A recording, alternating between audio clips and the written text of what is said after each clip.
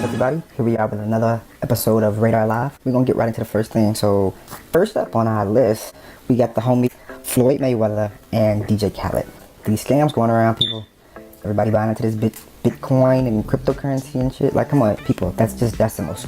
So, it's a company called Centratech. Centratech is a startup company that was started by some guy who was actually arrested in April, and he paid Floyd Mayweather and DJ Khaled to do some endorsements for the company. So overall, since the company started, they made about $32 million. I think it's only been around for about 2 years so far.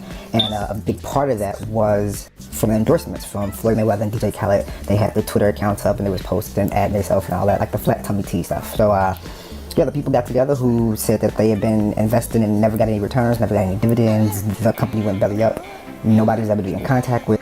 The Securities and Trade Commission actually started investigating, and they found out that, get this, some of the execs that are listed in the company don't actually exist.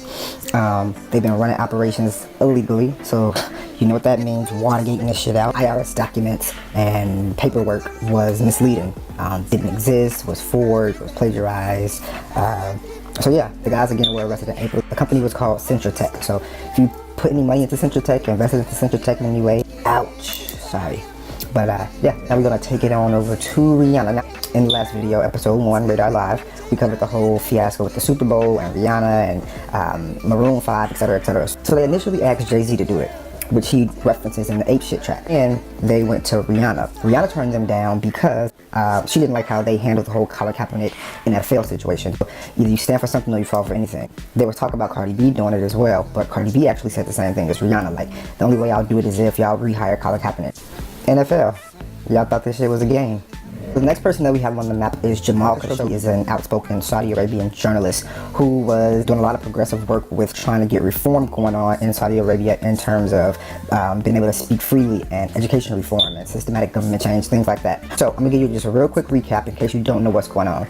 The guy was asked to come to Saudi Arabian consulate for a meeting. Supposedly at the meeting they were going to try to extradite him back to Saudi Arabia. Now what they didn't realize was that he came to the meeting with his family. He had his wife and a couple of other people and some press out there.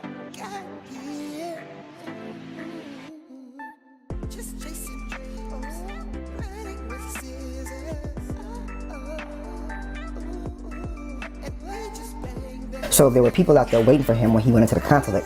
Hours passed. He never reappears. So for 2 weeks, Saudi Arabia has denied knowing anything about the disappearance of this journalist. Now, it has changed its story to a fight, which of course by implication also blames the victim, to a kidnapping gone wrong, to a killing, and to suspects who then tried to cover everything up, but nothing to do with the royal family. Well, critics, both in the US Congress and overseas, are already calling this another Saudi cover-up. His wife and everybody started investigating, trying to find out what's going on. They lied to them initially and tell them, oh no, he left. Discussions didn't go as required. After Khashoggi's death, they say the men covered up what happened. Khashoggi's fiancée tweeted of her grief and asked, where is his body? The Saudis haven't revealed that. The Saudi explanation doesn't match Turkish government claims that he was tortured, killed and dismembered in the consulate. And it protects the Crown Prince, Mohammed bin Salman. I'm just leave that shit right there. Like, what? So you didn't know this Friday? That shit makes all kinds of no sense. If you even wanted to, the whole extradition thing and take him back to the country, you thought he was just gonna do it right then and there? Bitch, I don't got no drawers, no toothbrush, no toothpaste. You just like, right now, nigga. No, come on. People are stupid. That makes no sense. All right, so now we're going over to the computer software world, the company Microsoft, who is run by Bill Gates, as everybody knows. I'm not sure if anybody else thought this, but did anybody else think Bill Gates was dead? Is it just me? Was I the only one? So, okay, this is the point. Paul Allen, he just passed. Allen died yesterday from non-Hodgkin's lymphoma. He was just 65 years old. In a statement, Microsoft co-founder Bill Gates called Allen a true partner and dear friend. But Paul Allen was also into some other things too, a big philanthropist. He had given a lot of money to a lot of other startup companies. Point being, super fucking rich. No kids, never married, no girlfriend, nothing. Yeah, no family to leave all those fucking billions of dollars to. One of his projects was sending people to space. This is how much money he had, and this is like a pet project. So yeah, and it's just crazy, right? What do you do when you die and have that much money? Like, bro, you could have left me a little something, you know, $10 or something. But yeah, for all my musicians out there, I'm a fan of these two people. At Concord Hall, we got Tank and the Bangers and Big Freedom. Big Freedom and Tank and the Bangers are going to be October 26th. If you're a fan of the music, Go get you some tickets. Maybe I'll see you there. We must increase our bust. Judy Blume. They are making, what's the book called? Are You There, God? It's Me, Margaret. They are making that into a movie on the big screen, finally. Judy Blume, like a gazillion years old. If I'm not mistaken, it was actually one of the books that was on one of those lists of like banned books for education systems at some point. So you can look into that if you are a book aficionado, or if that book was a book that was something that was struck a chord with you growing up. But Judy Blume, Are You There, God? It's Me, Margaret. So next up, we got Queen Bee herself, Miss Beyonce Knowles Carter -billionaire I do it all Beyonce and Jay-Z were seen at Drake and Amigos concert recently, and Beyonce was thicker than a Snicker, booty bouncing like balls. But what the talk was the front of Beyonce. So when she walked in, and I'll put the clip right here. Wanna see how, wanna see we, wanna see who, wanna see how, wanna see what, wanna see wanna see how about the motherfucking wrong with the sound? How about the motherfuckers sing along? How about them bitches all rolling them around? Bitches be slapping when they slapping on the dome, cause I like the way you go when you go. And I like the way you do when you do. Yeah, I like the way you, I like the way you, I like the way how, I like the way you, I like the way when you do. Her front was sticking out just as far as the back, so it had people scratching their heads like, is Beyonce pregnant? With her fourth kid. I guess she's going for that whole 4 thing. I'm not sure if that was where her head was, but so you already have they already have Blue Ivy, Remy and Sir. So now this will be 4. So yeah, maybe she'll name them 4. Must be nice. Must be nice. So up next we got Quavo from the Migos and Nicki Minaj. So Word on the Street is. It's not even really word on the street. You can listen to the album yourself. So I checked out Huncho Dreams by Quavo. Huncho Dreams, man. Nicki Minaj. I feel like Nicki thinks that because she's like the queen of rap, that makes her like the Beyonce. And so she wants to be on this like Beyonce and Jay-Z type thing. Nicki was tied to Lil Wayne, the top at that time. Then she was tied to Drake when he came out. So then she was tied to Nas. Like all of a sudden you date Nas? So you want to be like Jay-Z and Beyonce, Nicki and Nas? Bitch, grow up. She said I heard her feelings 52 times. Call her Queen. Queen can't flex on the young boy. Made her scream. Chanel, I bought her 2 on. You can check IG. Cause when she posted, go up. If she for kids. Only if she come with 2 on. Yeah. I be sniping. I can't be wifing. I know she The next story, I'ma talk about it like this. Ariana and Pete Davidson split. You're kind of crazy if you thought that shit was real. So supposedly she said that it was because of the whole Mac Miller thing and, you know, her and Mac Miller splitting up, but so yeah, Ariana Grande, Pete Davidson finally called it quits. Knew that shit wasn't gonna last. Alright, so next up, Clemson University in South Carolina. They're having an off-campus party at a house in Clemson with some of the university kids. People in the party jumping, stomping, partying. Everybody got their phones out, Snapchatting. Oh, turn up, ow. Millie on them, lit. Boom. Whole floor disappears. Single instant, things took a terrible turn. These are the seconds before a packed party took a terrifying turn in Clemson, South Carolina. The video, shot just after midnight Sunday, shows dozens of dancers jumping in unison to the music before falling through the floor. They were attending a private party inside a clubhouse of an apartment complex.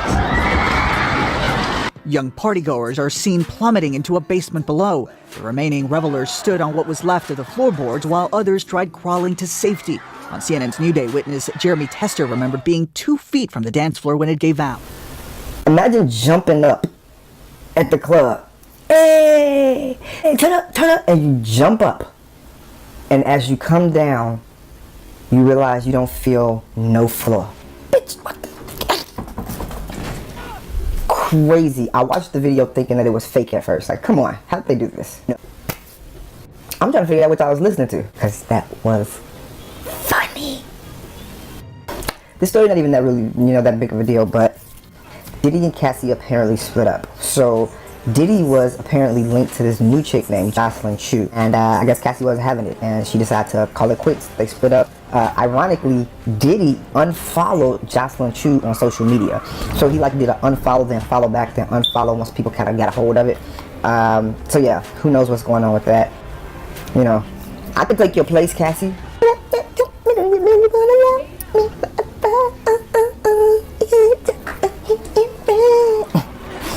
That's my moonwalk. Y'all can't see it because I'm sitting down. Paula Abdul. I am a Paula Abdul fan. But anywho, Paula Rickety Splickety Abdul has taken another tumble. I don't know if y'all know the history of Paula Abdul, but you know, she started off as a Lakers girl and then she did choreography and she was an artist. She has a really great career.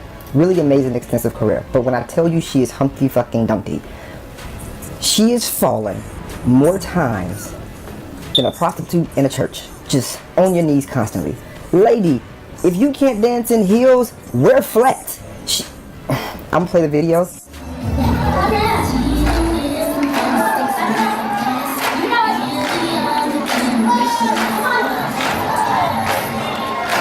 did y'all see that? Where'd she go? Was she trying to shake hands? My thing is, you do staging. So when you was doing staging, you didn't realize like, oh, the stage only go out this far. As you walking up to the stage, you didn't realize, damn, the stage looked like it's about to end. I probably should stop right here. No, she toppled over into the abyss. Get you a Hollywood Walk of Fame star and go have a elderly seat. Please, teach classes. Get an assistant. Maybe you still have ideas, but you damn sure don't have legs no more. Or at least equilibrium. I just had to get that off my chest. Like, how many times you gonna fucking fall, lady? Like, damn. Next person we got on the map is Ashanti. Miss Baby, Baby, Baby, Baby, Baby. I love it when you take my hand. Yeah, yeah. No, y'all remember this one. Let's take it back, y'all. Hey. See, my days are cold without you. Without you, but I'm hurting my knees. Yeah, I can't take no.